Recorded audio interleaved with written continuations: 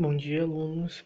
Esse é o áudio prometido a respeito das reformas religiosas e, primeiramente, cabe a gente entender alguns aspectos desse evento. Primeiro, é importante a gente entender que reforma e contra-reforma, elas são eventos ligados, extremamente relacionados um ao outro, obviamente. Até pelo título a gente imagina, né? Você tem a reforma e a contra-reforma. A contra-reforma tem uma questão de reação à reforma, mas é um pouco além disso.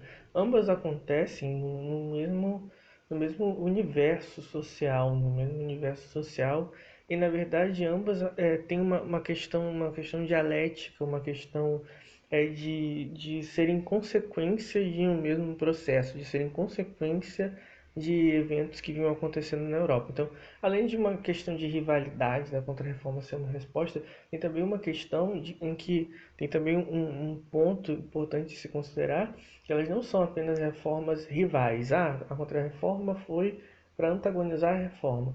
Mas tem uma questão aí também, e que hoje nós vemos a partir dos historiadores de hoje, eles entendem, é que ambos os movimentos eles têm meio que uma inspiração meio que comum, sabe? O ponto de partida de ambos é comum, e eu vou chegar num ponto que meio que esclarece melhor isso, sabe? Eu vou chegar num ponto que esclarece melhor isso, inclusive. Bom, é preciso a gente entender que a gente está falando de um mundo em que a Igreja Católica era muito importante. Eu cheguei a mencionar isso já falando de feudalismo, então vocês têm uma dimensão. Mas a Igreja Católica, só relembrando, durante o período medieval e boa parte da época moderna, ela é uma instituição que tem meio que o monopólio do saber. A vida intelectual se dá a partir da igreja, as principais obras estão lá. Também a gente fala nesse sentido de intelectual, então de uma forte ligação com o direito, sabe?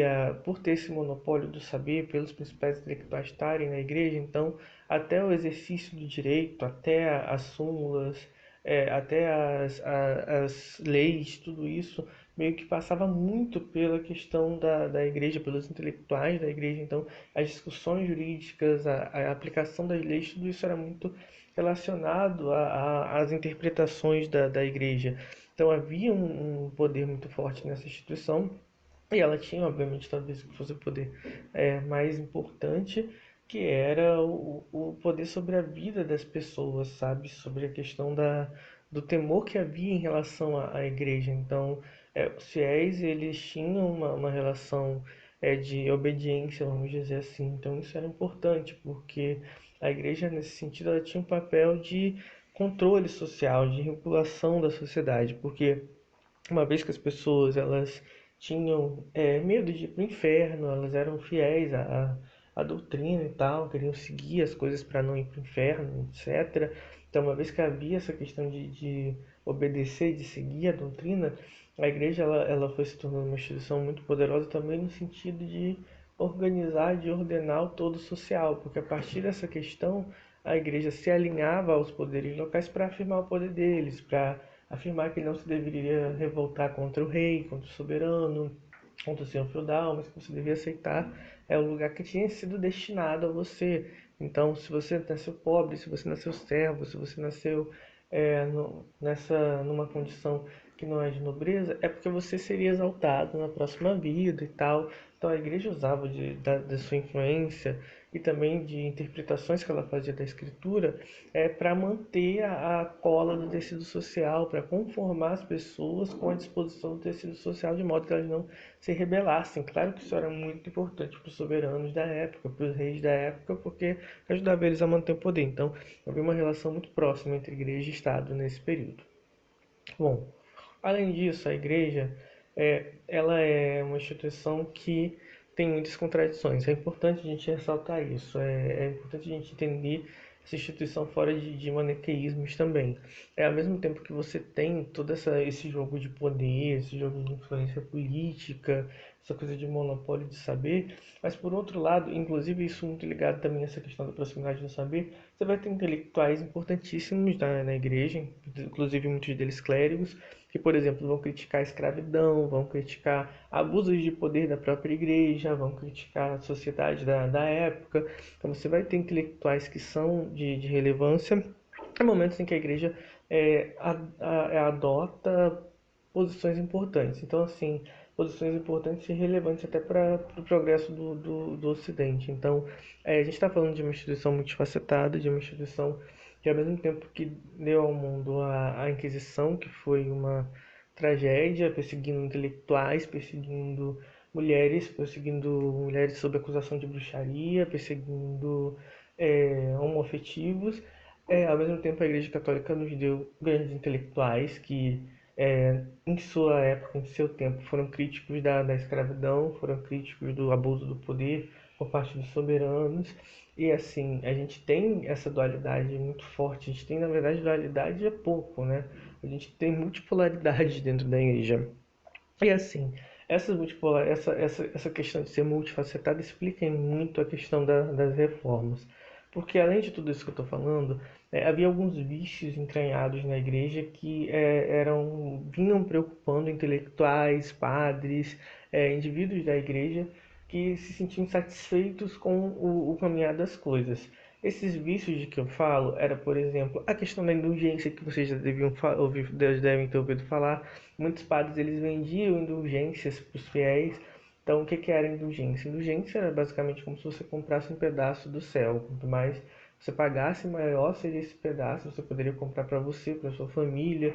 Então, assim, as pessoas começavam a comprar indulgência como uma forma de garantir o perdão pelo pecado e acesso ao céu para si, para sua família, para o familiar que morreu, para fulano que morreu. Então, muitas vezes a pessoa dava o que ela tinha, ela dava aquilo que ela nem poderia dar porque ela tinha essa esperança de garantir o céu para si ou para um parente que morreu e ela tinha medo de não ter sido perdoado pelos pecados. Então, a indulgência ela era uma coisa muito complicada. Você tinha também a venda de relíquias que muitas vezes eram falsas, pretensamente pertencentes à época de Jesus, que eram sacras ou de outros santos. Então, é uma um pedaço do manto com qual Maria enrolou Jesus. Você tem muito disso nessa época. É um osso que era de Jesus. Então, existe essa questão da venda de indulgência, da venda de supostas relíquias. Esses padres fazem isso para lucrar. E muitas vezes essa questão do lucro do padre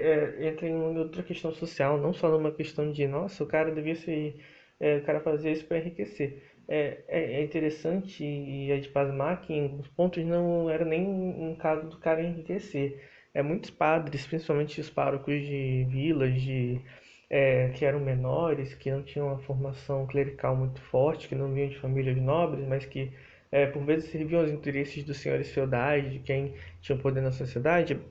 Eles não tinham muito o que não recebiam muito pelo seu sustento, porque obviamente como muitos dos fiéis eram pobres, então eles não recebiam bastante para viver, recebiam pouco e encontravam na venda de indulgências, né, um meio de aumentar, vamos dizer, recompor essa renda. Então é muito interessante pensar como até havia uma questão social envolvida. O sujeito recebia mal como padre e vou vender indulgência para aumentar minha renda. Então, assim, é muito interessante pensar em tudo que envolve essas práticas. Mas o fato isso começa a ser uma coisa muito criticada pelos reformadores.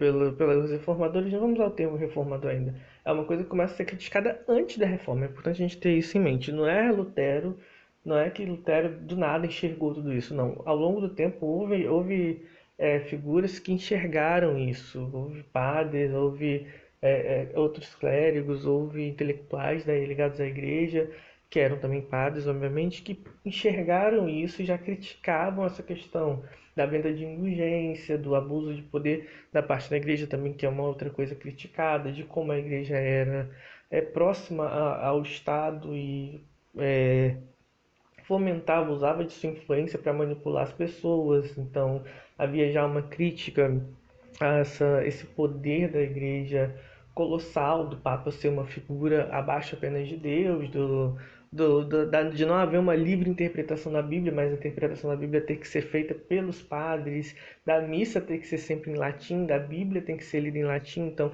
as pessoas não tinham acesso à interpretação, as pessoas não tinham acesso a formar suas próprias impressões sobre o texto sagrado. Então já havia uma crítica muito forte a essas questões, já havia uma crítica muito forte a essas abordagens, e essa crítica ela vai se enrobustecendo, ela vai ficando, se tornando mais forte, mais aguda ao longo do tempo.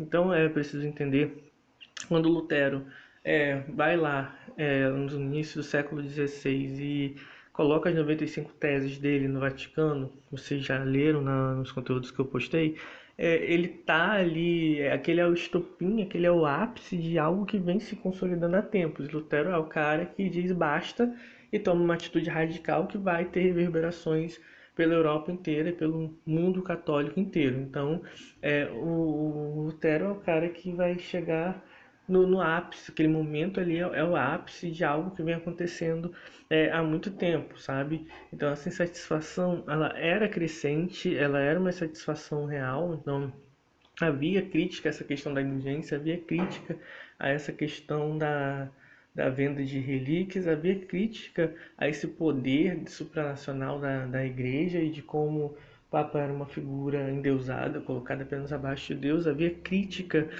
ao modo que havia esse monopólio da interpretação da Bíblia, e, portanto, se havia um monopólio da interpretação da Bíblia, você tem a possibilidade de simplesmente haver uma interpretação para servir os interesses da igreja e muitas vezes do Estado, ou seja, as pessoas não interpretavam, então elas não tinham nenhum senso crítico, então a Bíblia podia muito bem ser interpretada ao sabor dos desejos do Vaticano ou até mesmo do Estado, quando havia uma articulação entre ambos, o que era muito frequente, obviamente. Então, o Lutero ele vai ser um desses críticos, né, de tudo isso que vinha acontecendo, que vai chegar lá naquele momento de dar um basta, de resolver dar um basta na situação, de resolver denunciar a coisa de uma maneira mais aguda e se insurgir contra a igreja. Então ele coloca lá as 95 teses e ele é um reformador, isso é importante ter em mente. Então, ele é simplesmente dentro desse universo de pessoas, não querendo diminuir o feito de Lutero, mas só para a gente entender que é um universo maior, sabe? Às vezes o evento, a gente estuda a história como se simplesmente o sujeito brotasse da terra com aquilo na cabeça, como se não fosse construção, como se ele não fosse influenciado por outros.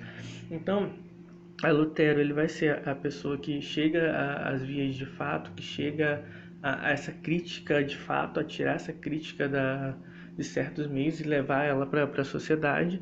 E é importante lembrar que ele é um reformador. Então, assim, a intenção do Lutero é reformar. A intenção do Lutero é que haja uma reforma na igreja. Então, ele não quer romper. É importante lembrar que o luteranismo, a princípio, a reforma protestante ela começa como uma tentativa de reformar o catolicismo, não de romper. Mas diante da intransigência do Vaticano, da Igreja Católica em mudar, a gente acaba tendo um caminho diferente, há de fato uma ruptura e a formação da Igreja Protestante. A Igreja Protestante ela nasce dessa cisão, dessa divergência da reforma protestante, porque diante das críticas apresentadas por Lutero, a Igreja simplesmente resolve não é, mudar. Ela é intransigente em relação a isso, ela é intransigente a algo que está sendo apresentado.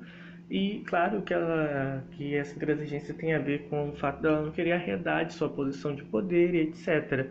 Então isso faz com que a gente tenha a inclusão de algo mais amplo, de uma ruptura de fato, de modo que essa ruptura acontece inicialmente a partir de Lutero, e o Lutero ele vai ser apoiado, vai ser protegido, porque é claro que havia até um risco para a vida dele, mas ele vai ser protegido por príncipes europeus, por reis, por figuras ligadas ao poder que já queriam romper com a igreja em seus estados, e principalmente da região onde a gente tem a Alemanha hoje, e essas figuras, esses príncipes, esses soberanos e essas figuras de autoridade dessa região, principalmente onde é a Alemanha hoje, da região da Germânia, eles vão meio que adotar o Lutero e defender eles, porque defender a ele o que ele defendia, adotar o que ele defendia, porque eles estavam já fartos também dessa questão do exercício de poder por parte da igreja, e eles se sentiam meio que ofuscados pelo poder papal. Então eles veem na reforma também um modo de fundar uma igreja que não seja um segundo poder, um poder paralelo que muitas vezes é até maior que o dele. Então, Lutero também acaba a partir daí dando a muitos soberanos uma oportunidade de fazer frente ao papado e de instituir uma nova forma de religião que não tem essa necessidade de estar vinculada ao Papa. Então isso se torna uma coisa interessante, essa ruptura, porque você pode manter o fiel, você pode manter a sociedade fiel, mas não mais a vontade do Papa, não mais submetida aos desmandos da igreja e tal. Então você tem uma. Então isso vai fazer com que a reforma se propague por certas regiões da Europa, principalmente os países nórdicos, principalmente na região da Alemanha, da Germânia e dos países nórdicos, vai ser onde mais vai se propagar, porque era onde havia esse clima de insatisfação maior dos soberanos, inclusive em relação ao papado, que eles se sentiam mesmo obstruídos, eles se sentiam ofuscados pelo poder do Papa. Eles veem aí uma oportunidade de não haver uma ruptura com a fé em si, que continuaria sendo a fé cristã, a fé em Cristo, no Evangelho e tal, na revelação, só que não mais dependente do papado, não mais dependente do papado, mas de uma nova igreja que essa não competiria em poder com o Estado. Então isso mostra-se como uma oportunidade deles respirarem, saírem dessa relação de poder com o papado. A gente tem a figura também nesse contexto de João Calvino, que ele atua na França e na Suíça e que concorda com as teses de Lutero, também é um reformador, sendo que o Calvino ele tem uma questão diferente, uma questão própria da doutrina calvinista, que é a predestinação. Então, o destino do homem já seria predestinado por Deus antes do nascimento, fosse a danação eterna, fosse a salvação. E esse viés da doutrina calvinista é muito interessante porque ele vai ter um vínculo com a ascensão da burguesia, daquela classe de comerciante que eu falei para vocês, porque dentro dessa tese da predestinação meio que começa a haver uma interpretação de que dentro desse conceito de predestinação o sucesso, inclusive no sentido econômico, é uma prova da aprovação divina. Então, quando o cara ele enriquece a partir do trabalho dele, quando o cara trabalha duro e enriquece, é porque há uma confirmação de Deus em relação àquele trabalho, e isso é um sinal de que ele é um eleito, ele é um predestinado. Então, o trabalho honesto e legal era sinal da bênção divina. Então, isso é muito aceito pelos burgueses, porque a Igreja Católica via com maus olhos a burguesia. Isso é um ponto importante. A burguesia ela era mal vista pela Igreja Católica porque a Igreja com frequência acusava o burguês, o comerciante, de ser avarento, de viver de usura, de praticar usura, que seria meio que você emprestar dinheiro a juros, a altos juros, do cara acumular riqueza. Então a Igreja ela criticava muito o comerciante, o burguês, pelo modo dele enriquecer. Acusava ele de avareza, acusava ele de emprestar juros, que seria um tipo de juros, que seria um tipo de pecado, acusava ele de trabalhar mais que o necessário para acumular bens na terra. Então isso é uma crítica muito forte que é feita pela igreja e que obviamente a burguesia se sentia obviamente meio que acuada, né, rejeitada. Então havia essa crítica da igreja a eles, e o calvinismo e o protestantismo surgem meio que suavizando essa questão, e mais ainda o calvinismo dizendo que não, que o trabalho é algo dignificante, que eles não estão pecando por trabalhar muito para enriquecer, que não é um pecado porque eles estão trabalhando muito para enriquecer, porque era mais ou menos a ideia que a igreja defendia, que eles estavam pecando por trabalhar muito para acumular bênçãos, então para acumular dinheiro, então acumular capital. Então isso era um pecado porque eles estavam sendo avarentos, acumulando capital para essa vida, acumulando bens para essa vida. O calvinismo vai dizer que não, trabalhar muito e a partir daí enriquecer era algo, inclusive, que significava bênção divina, porque a recompensa pelo trabalho honesto era algo previsto pela Escritura, por Deus. Então, muitos burgueses eles vão abraçar o protestantismo exatamente porque eles se sentiam cansados de ser criticados pela igreja, enquanto a própria igreja, que acusava eles de acumularem para ter lucro, vivia ela mesma no lucro. Então, a burguesia vai ter uma adesão ao protestantismo porque ela vai se sentir meio que representada nessa pauta aí, porque era muito contraditório eles serem criticados por acumular riqueza por uma instituição que era absurdamente a mais rica do período, certo? E a gente tem também nesse universo a reforma anglicana. A reforma anglicana ela é bem complicada porque ela é uma reforma que está muito ligada aos interesses de um soberano específico, o Henrique VIII. Henrique VIII foi um soberano que que pretendia se ter um poder bem absurdo na Inglaterra. Ele pretendia ser um déspota, ele pretendia ter um poder absoluto. Ele é um monarca de trejeitos absolutistas e para isso, para se ter um poder absoluto, o soberano ele precisa obviamente ter um controle muito forte sobre a sociedade, ter um controle muito forte sobre o que acontece dentro do seu reino, já que está falando de um poder que é absoluto. Para isso são essenciais articulação com a nobreza, ter a nobreza do lado dele, porque os nobres eram quem tinha mais poder, e isso ele conseguiu.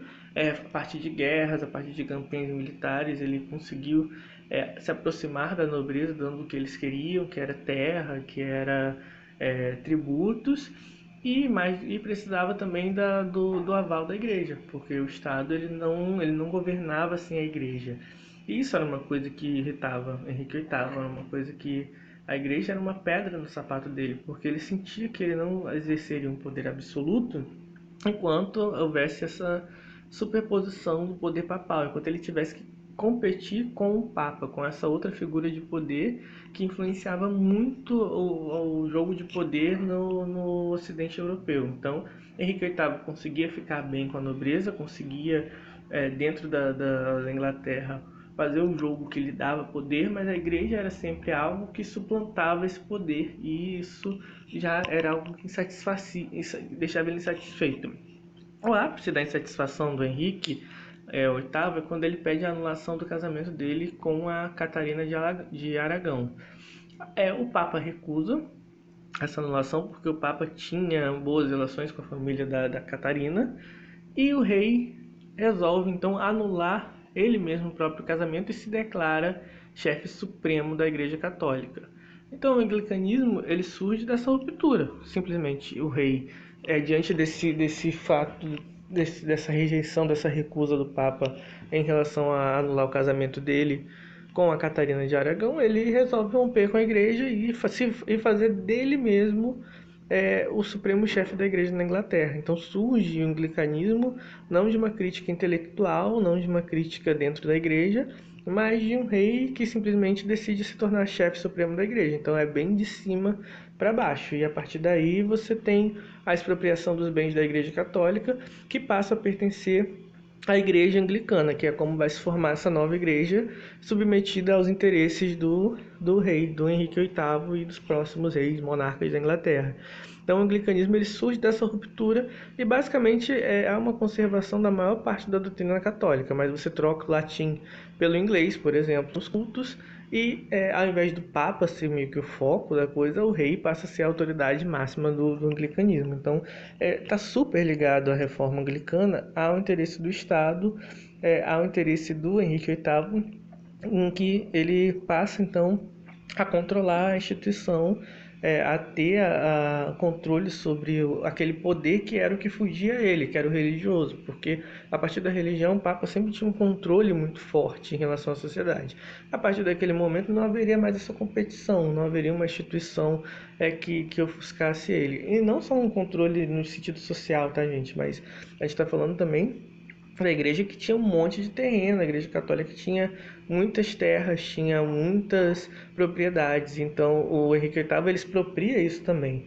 Então ele sai no lucro, porque ele se torna chefe supremo da igreja, ele passa a ser quem manda na igreja, de modo a ter um papel, a partir daí, importante até no que pensa a sociedade, até no moldado dos interesses no moldar das mentes de acordo com os interesses dele, né? Você tem uma influência religiosa muito forte nesse mundo e ele passa a agir diretamente sobre essa influência dentro da Inglaterra. E além disso, você tem a questão da expropriação de terras da igreja, que dá uma boa enriquecida no Estado, porque a Igreja Católica tinha muitas terras, tinha muitas propriedades. Então, a reforma anglicana ela se dá a partir desses interesses do Henrique VIII, e ela é meio que um evento que fortalece esse poder dele nesse caminho, nessa empreitada dele de se tornar um rei, um monarca absoluto.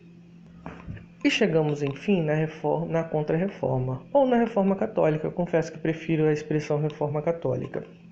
A Reforma Católica, ela tem características próprias, ela tem características que são importantes da gente analisar, porque ela é uma reforma que tem uma questão de reação à reforma protestante, mas que tem também um caráter próprio de reação àquilo que precede a reforma protestante. Ela é também uma resposta a críticas que vinham acontecendo dentro do catolicismo. É importante entender que nem todo padre, nem todo crítico, nem todo padre que era crítico, nem toda figura religiosa que era crítica da igreja, ela vai sair no momento da reforma. Muitos vão continuar, muitos vão entender que a ruptura não é a melhor forma de lidar com a questão e não vão aderir à reforma protestante. Essas figuras, elas vão ver a chance delas de ver suas pautas, de ver algumas de suas pautas defendidas, enfim, contempladas nesse momento em que, diante da gravidade do que estava acontecendo, de ver a Europa dividida em protestante e católica, resolve-se fazer o Concílio de Trento e, a partir do Concílio de Trento, elaborar uma reação da Igreja que vai ser conhecida como Contra-Reforma. Então, você vai ver na Contra-Reforma a oportunidade daqueles que eram críticos a posturas da igreja, mas que não saíram com os reformadores, de verem algo mudar. Então, é importante entender, então, que a Contra-Reforma ou Reforma Católica, ela não é motivada ela não é apenas um movimento reacionário à Reforma Protestante, mas ela é também um movimento em que se reage a questões, em que há uma resposta a questões que há muito tempo vinham sendo levantadas, a críticas que há muito tempo vinham sendo construídas e levantadas em relação ao funcionamento da igreja, críticas que fomentaram a reforma protestante e críticas que levaram até a cisão entre protestantismo e catolicismo, até o surgimento, né, do protestantismo e essa cisão dentro da cristandade. E o Concílio de Trento vai ser onde se dá essa reforma. Nesse concílio você tem a confirmação da autoridade papal, você tem a condenação, enfim, da venda de indulgências, que é aquela questão lá que eu falei para vocês de Lutero.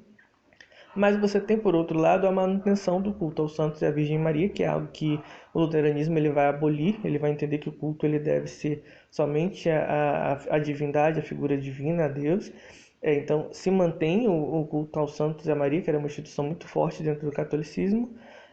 A defesa da fundação de seminários para melhorar a formação dos padres e se cria também o Index, que são livros proibidos de leitura pelos católicos, que é meio que um modo que a igreja cria de regular a mente das pessoas, de impedir que as pessoas tenham acesso a conteúdos que possam fazê-las críticas em relação ao catolicismo. Então, o Index é um modo de controlar a cabeça da galera, de não deixar as pessoas lerem qualquer coisa que crie um senso crítico em relação à própria igreja. Então, é uma questão bem de viés autoritário mesmo. E a gente tem, então, se a gente parar para pensar dessas questões que vão sair do Concílio de Trento, questões que são lá da época de antes da Reforma Protestante e que fomentaram a Reforma Protestante. Então, a venda de indulgências, ela é, enfim, proibida.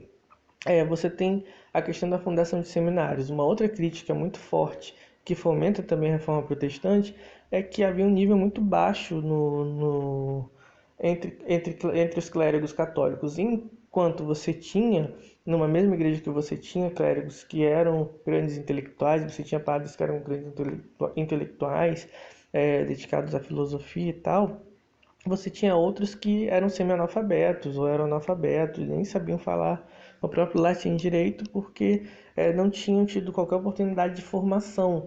E claro que isso influenciava em como esses padres lidavam com a fé e mais do que isso, como esses padres é, ministravam o próprio exercício da fé em relação aos fiéis, como eles passavam a doutrina para os fiéis e como eles administravam suas paróquias, porque eles tinham uma formação muito ruim em relação à própria doutrina católica. Claro que isso criava um problema colossal dentro da Europa, porque você tinha um abismo em relação à ignorância. Então, você tinha um problema muito sério em relação a esse problema de formação, porque você tinha padres que, por terem uma formação ruim, poderiam estar falando qualquer absurdo para os seus fiéis, ou poderiam, né, como aqueles que eu falei para vocês, estarem vendendo indulgências lá e lucrando a partir disso, porque também eram caras que não tinham qualquer base intelectual, que não tinham grande profundidade. Então, eles viam aquilo ali como um jeito de ganhar um capital extra. Então, esse problema da formação era importante e passava até pela questão da indulgência. O fato do sujeito não ter tido uma boa formação está intrinsecamente ligado ao fato de ele ver como tranquilo você pegar uma indulgência e vender, uma relíquia e vender.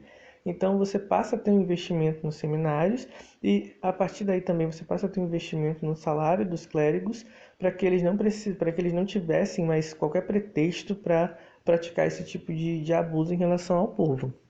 Então, você tem algumas daquelas questões, né, contempladas, só que é importante sempre lembrar, não todas as questões são contempladas. A igreja cede em alguns pontos, mas a reforma é muito mais um fortalecimento do dogma do que uma mudança dele. O dogma católico em relação à autoridade papal, em relação a culto a Maria, ao culto aos santos, a ortodoxia permanece mesmo.